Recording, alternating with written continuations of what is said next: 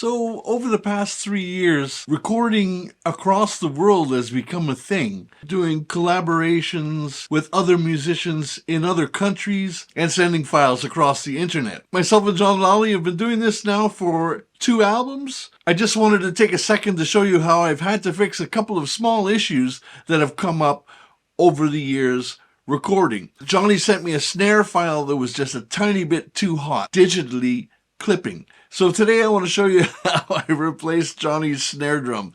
It's pretty easy to do in Logic Pro, and I think it's a very, very handy thing for you to know. So let's get on with it.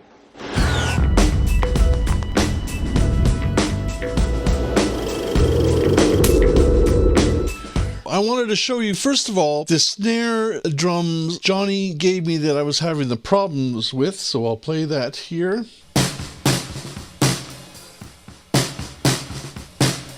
Bit of distortion that I couldn't get rid of. What I did was select one of the snare drum tracks, mute the other one, solo that for the moment, come up to track, replace or double drum track. Click that, and I want to say over here that I want to replace the snare. It'll analyze the transients, and I click that and I go OK. It will create a MIDI track here, so if I just double click that, you can see that the MIDI, so it's taking the actual snare hits that Johnny played and turning them into MIDI. Johnny sent me a snare sample with a bunch of hits on it, a snare top and a bottom. Brought it in, just dropped it onto the track like that. Picked the sample that I wanted to use. Let me open that up a little bit wider.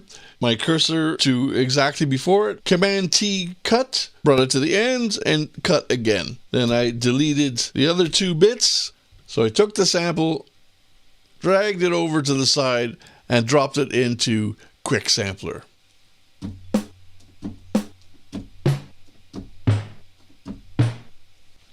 Now I can see from the sample here that it needs to be, it's a 1 shot, and what do I want to do here? And I bring it right up to the sample. Let's try it again. Okay, so that's right there. Then I took this sample, saved as, and then I just did it as Fat Boy Snare Top. That's how I did that. And then once that was done, I went back to the snare MIDI, selected it, and I clicked the sampler here. It goes to acoustic snare D1, but that's not what I want, so I want to open this up. And I want to go to load, Fat Boy Snare, and then all of Fat Boy's snares come up here. It was the Fat Boy Snare Top, so I grabbed that, open it, and now the sample that plays in this line here of the new MIDI that we created is Johnny's actual snare, actually played by Johnny. Once I've done this, I like to take the MIDI and bounce it in place, Control B, and then just save it.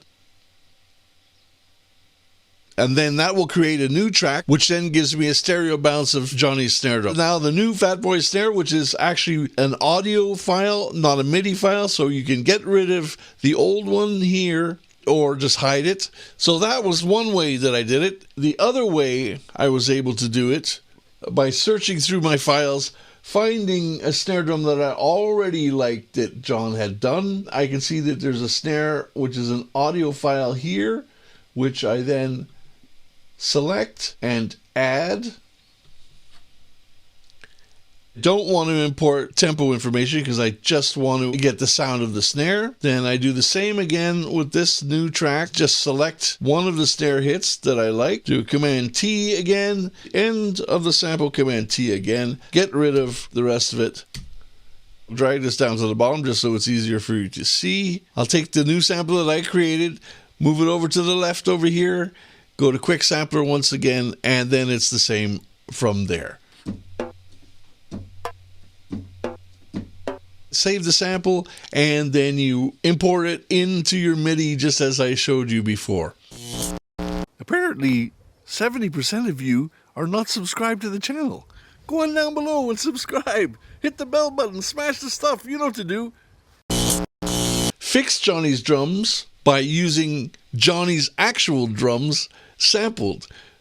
Replacing a snare drum, kick drum, or any of the toms is as easy as what I just showed you there.